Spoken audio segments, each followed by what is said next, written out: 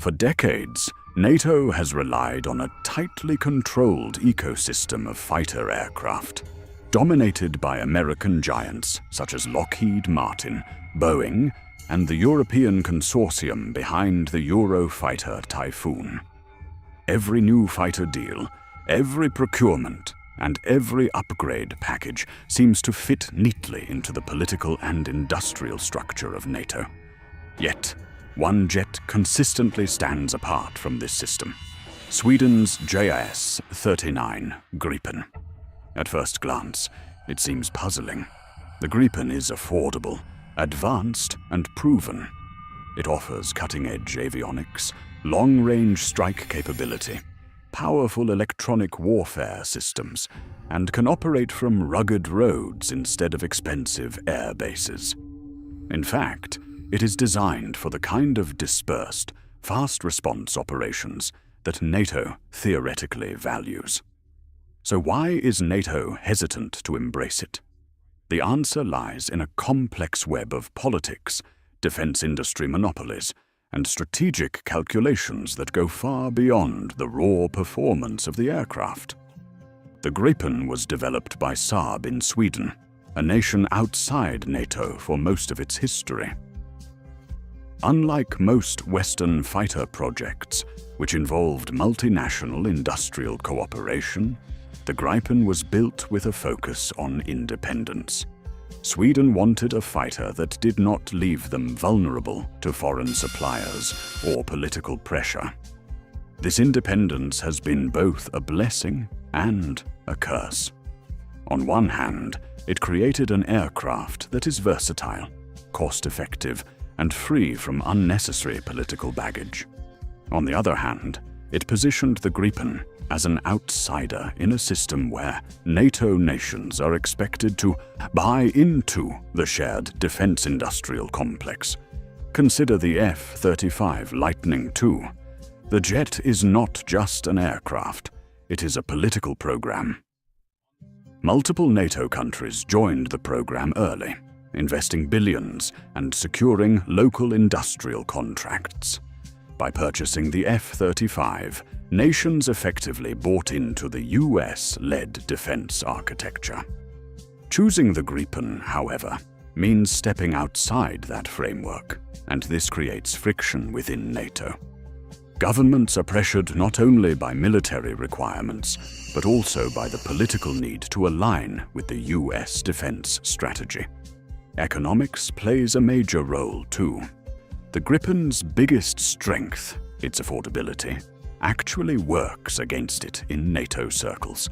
When countries buy the F-35 or Eurofighter, they are also paying into a vast ecosystem of upgrades, spare parts, maintenance contracts, and multinational cooperation. These long-term commitments lock nations into NATO's industrial machine for decades. Saab's Gripen, by contrast, offers lower costs and less dependency on foreign suppliers.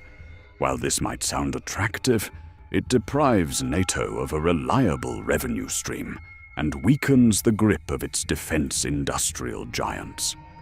This industrial imbalance helps explain why NATO often ignores or downplays the Gripen. For example, when countries like Hungary and the Czech Republic leased Gripens, their decisions were met with skepticism from NATO's leadership. The jets performed well in operations, but the lack of political alignment with US and Western European industries created friction. In other words, the Gripen's greatest asset, being independent and low cost, is also its greatest liability in a system built on profit sharing and dependency. But there's another dimension: technology politics. The Gripen is highly compatible with NATO systems, capable of integrating Link 16 data sharing, advanced NATO standard weapons, and joint operations. Yet, its supply chain and upgrade cycles remain largely Swedish-controlled. NATO prefers platforms it can influence directly, ensuring that future upgrades align with alliance-wide strategies. A jet designed outside this circle is seen as unpredictable, no matter how capable. This is why NATO prefers to quietly steer nations toward the F-35 or the Eurofighter. The Gripen simply does not fit the political-industrial puzzle. It threatens to set a dangerous precedent that countries can equip themselves with top-tier fighters without surrendering their budgets and sovereignty to the NATO machine.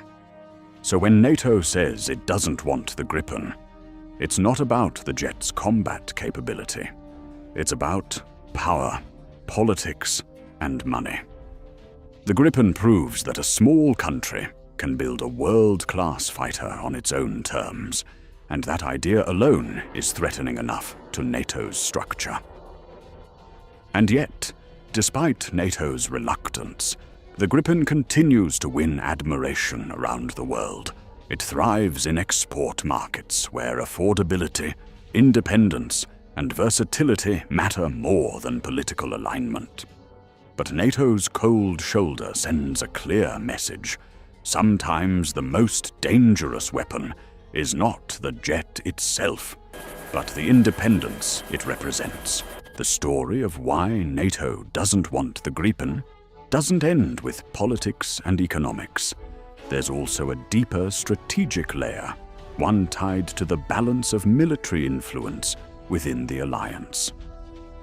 NATO is, in practice, heavily shaped by the United States. American defense strategy dominates planning, procurement, and deployment. This dominance is reinforced through hardware like the F-16 and F-35, which serve as unifying platforms across the alliance. Standardization is the key word here. NATO wants its members to fly the same jets, use the same weapons, and operate within the same logistical systems. That's what gives NATO its cohesion on the battlefield. The Gripen, despite being compatible, represents a deviation from that model. Its very existence challenges NATO's vision of total interoperability under American leadership. Take the F-35 program again. When a nation buys into the Lightning II, it becomes part of a vast intelligence sharing and logistics network controlled by the United States. Mission data, software updates, and even spare parts are monitored and regulated through centralized systems. This gives the US tremendous leverage over allies. But the Gripen, being independent, does not give Washington the same control. It allows its operators to remain sovereign over their military data, mission planning, and hardware upgrades.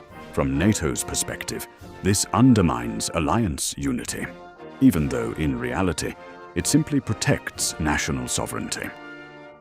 Another issue is perception. NATO often emphasizes high-cost, high-profile programs to showcase strength and unity.